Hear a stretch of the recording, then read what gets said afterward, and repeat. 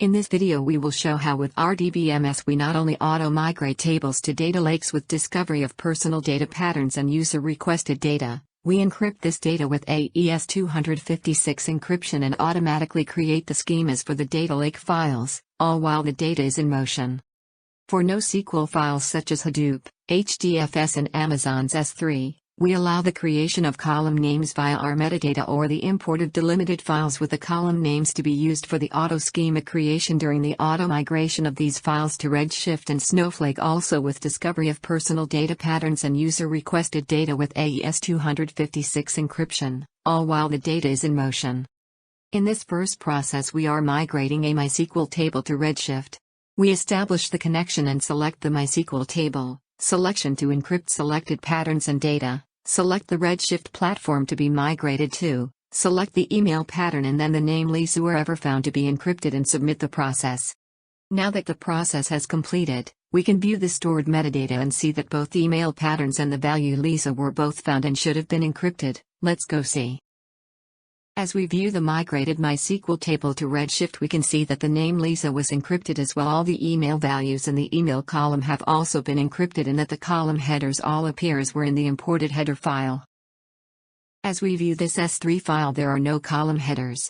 Here we are viewing a delimited header file that we will be importing for the headers for the auto-schema creation for the migration to Snowflake. We select to import this column header file and click on Update to store as S3 header metadata for the auto-migration and schema creation to Snowflake process.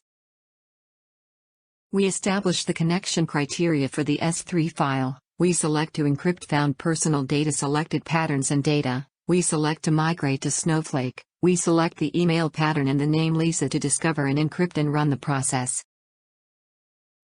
We see that Lisa and email were found, and they should be encrypted in Snowflake. As we view the migrated S3 table to Snowflake, we can see that the name Lisa was encrypted as well. All the email values in the email column have also been encrypted and that the column headers all appear as were in the imported header file. As we view a Hadoop HDFS file, we see it has no column header names. We select to use our stored metadata column name, and by viewing the data sample to the left for the data in each column, we match a column name to be used for the header. If we could not find one that matched, the user could create a new one that would then be shareable later for others.